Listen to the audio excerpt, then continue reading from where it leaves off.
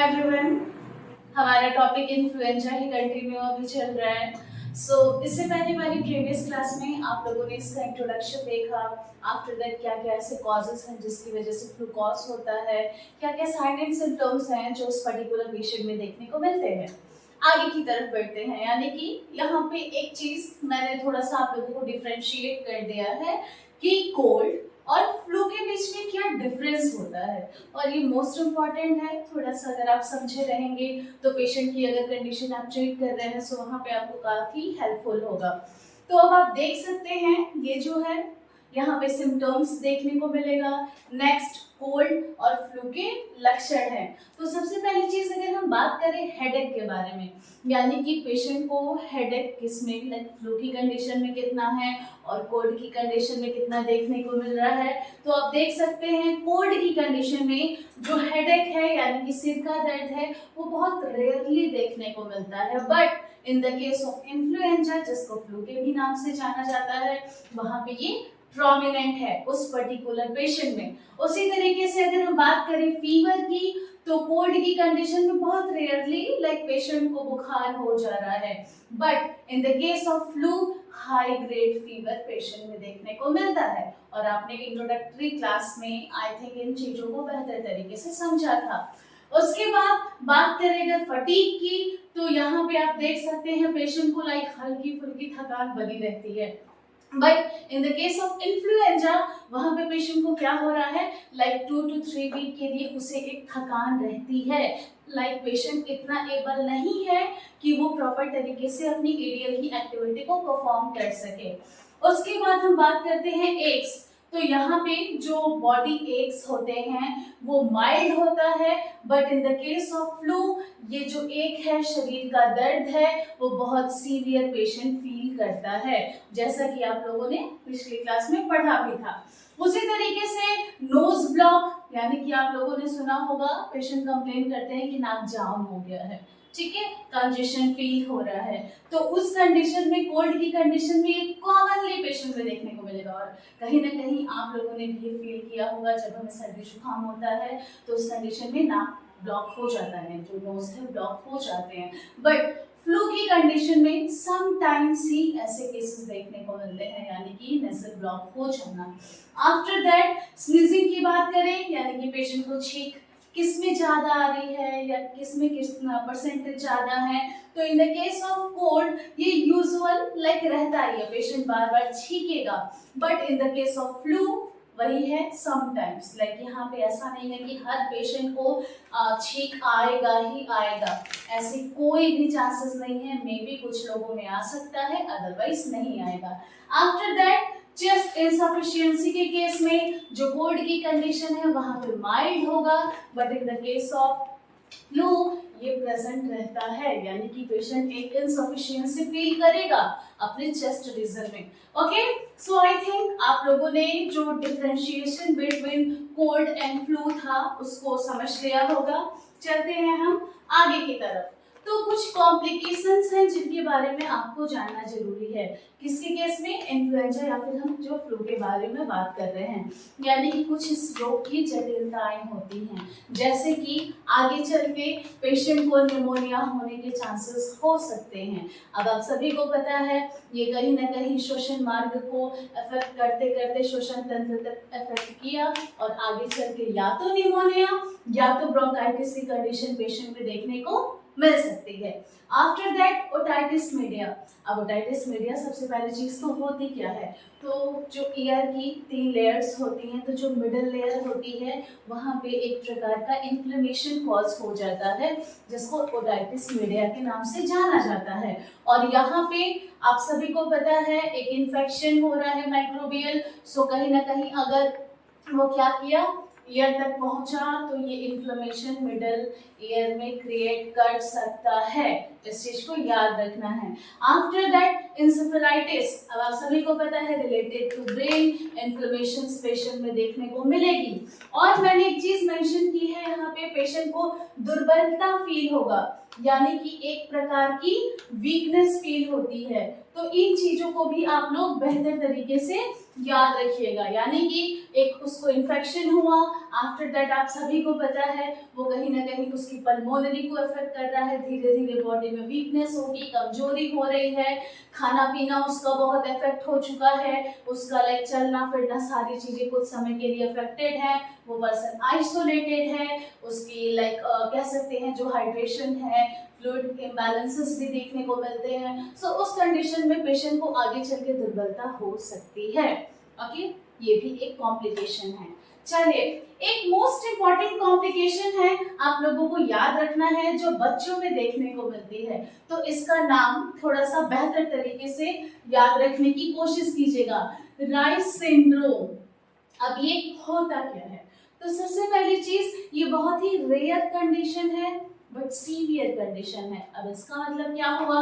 तो रेयर मतलब कि कुछ पेशेंटों में कभी कभार देखने को मिलता है, बट मैंने सीवियर ऐड किया है, मतलब कि ये उस व्यक्ति के लिए बहुत ही खतरनाक सिद्ध हो सकता है। ओके, अब ये एक ऐसी स्थिति होती है जहाँ पे लाइक वो जो बच्चा है, अफेक्टेड पेशेंट है, उसको लाइक भ्रम थोड़ा रहेगा, मस्तिष्क में सूजन हो सकती है, और उसके साथ साथ जो लीवर है वहां तक भी क्षति पहुंच सकती है।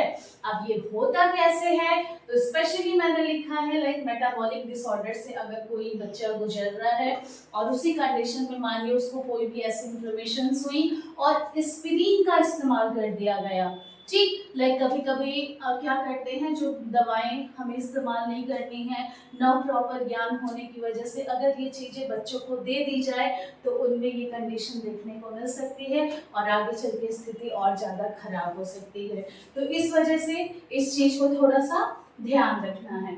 बढ़ते हैं आगे की तरफ, तो अब बात करते हैं डायग्नोसिस के बारे में, यानी कि ठीक है, इन्फ्लुएंजा के बारे में आप लोगों ने सारी चीजें कंप्लीट कर ली, like from complication to differentiation to introduction and diagnosis. अब हम इसी में चर्चा करते हैं नेसोफेरेंजियल सिक्रेशन, यानी कि आप सभी को पता है नेसोफेरेंजियल। अब कोई चीज अगर समझ में ना आए तो मैंने आपको बताया है, उसको 2 पार्ट्स में ब्रेक कीजिए। तो नेसोफेरेंजियल यानी कि जो हमारे नेजल रूट में और जो फेरेंजियल के सिक्रेशंस हैं उसको क्या किया जाता है, एनालाइज किया जाता है, लाइक ऑब्टेन किया जाता है उसकी लार्ज क्वांटिटी को, जिससे कि पता चलता है कि ये वायरल इन्फेक्शन है तो कौन सा है, ये प्रॉपर डायग्नोसिस यहाँ से की जाती है। उसी प्रकार है रैपिड इन्फ्लुएंजा डायग्नोस्टिक टेस्ट। अब इसको रैपिड इन्फ्लुएंजा टेस्ट के भी नाम से जाना जाता है, रैपिड डायग्नोसिस टेस्ट के नाम से भी जाना जाता है, और शॉर्ट फॉर्म में RIDT के नाम से भी जाना जाता है। ठीक, लाइक तीव्र निदान इससे होता है, इस पर्टिकुलर डिजीज के बारे में डायग्नोसिस बेहतर तरीके से मिल जाती है। और उसी तरीके से RT-PCR है। अब आप सभी को पता है, यहाँ से वायरस के जो भी फर्दर जनरेशंस हैं, जीन्स हैं, उनके बारे में भी पता चल जाएगा। बढ़ते हैं आगे की तरफ। तो जैसा कि मैंने आप लोगों को पिछले क्लासेस में भी जब हम डिजीज पढ़ रहे थे बताया था, जब भी कोई ट्रीटमेंट प्लान आप लोग प्रिपेयर किया कीजिए या पढ़ा कीजिए तो वहां पे एक मोस्ट इंपॉर्टेंट चीज 3 कॉलम्स को प्रिपेयर किया कीजिए। एक मेडिकेशन यानी कि किस ग्रुप की दवाएं प्रेफर की जा रही हैं, after that supportive treatment, and last but not the list जो पेशेंट की डाइटरी मैनेजमेंट है वो मोस्ट इंपॉर्टेंट होती है। सो सबसे पहली चीज ट्रीटमेंट में, जैसे कि उसको वायरल डिजीज है तो ऑब्वियसली एंटीवायरल की तो आवश्यकता पड़ेगी ही। उसी तरीके से मानिए पेशेंट को बहुत ज्यादा दर्द है या पेशेंट को फीवर है तो एनाल्जेसिक यानी दर्द की कंडीशन में, अब आपको पता चला था पेशेंट को बहुत ज्यादा मसल एक हो रहा था, हेडेक हो रहा था, बॉडी एक हो रहा था, तो एनाल्जेसिक प्रेफर किया जाता है। आफ्टर दैट अगर फीवर है, आप सभी को पता है ऑब्वियसली रहता है, हाइड्रेट फीवर रहता है, तो एंटीपायरेटिक दवाएं प्रेफर की जाती हैं। और अगर पेशेंट को लाइक कफ वगैरह चीजें हैं ऐसी तो कफ सप्रेसेंट का भी इस्तेमाल किया जाता है। अभी जो ये सेक्शन है यहाँ पे आप लोगों ने मेडिसिन के बारे में देख लिया, एक प्रॉपर व्यू ले लिया। एक चीज और, ऐसा नहीं है कि पेशेंट को मेडिसिन पे ही रखना है, उसी से ठीक करने की कोशिश करनी है, सिम्टोमेटिक ट्रीटमेंट करना है। लाइक अगर पेशेंट को फीवर आ रहा है तो फीवर की दवा दें, पेन है तो दवा दें, इन चीजों का ध्यान रखना है।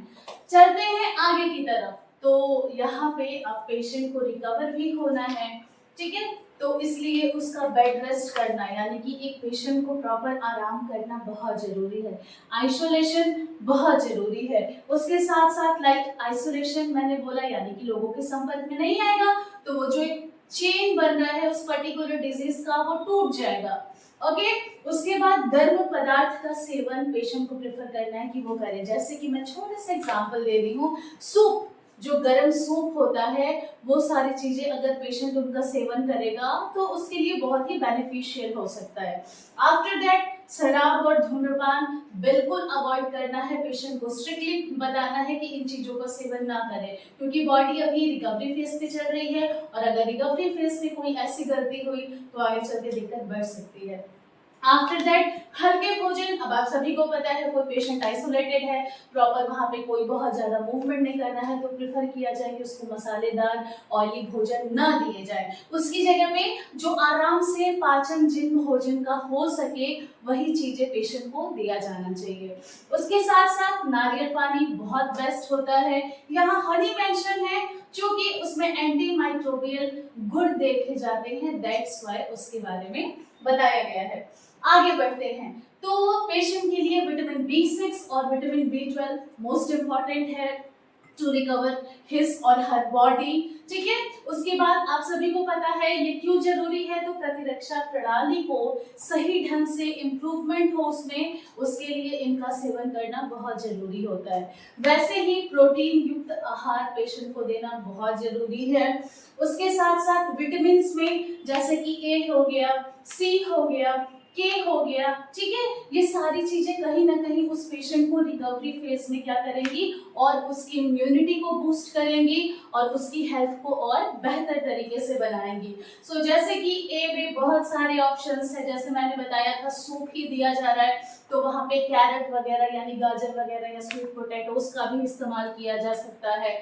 ठीक है। उसी तरीके से B9 फोलेट, ठीक है, इसका भी इस्तेमाल किया जा सकता है। जैसे कि जो लीफी वेजिटेबल्स होते हैं, सोयाबीन्स होते हैं, इन चीजों का इस्तेमाल करके like dietary sources, like patient को अगर न्यूट्रिशियस फूड मिलेगा तो ऑब्वियसली उसकी ग्रोथ एंड डेवलपमेंट एंड उसकी रिकवरी बहुत बेहतर तरीके से होगी और फिर से वो ठीक होके अपने नॉर्मल रूटीन में आ सकता है।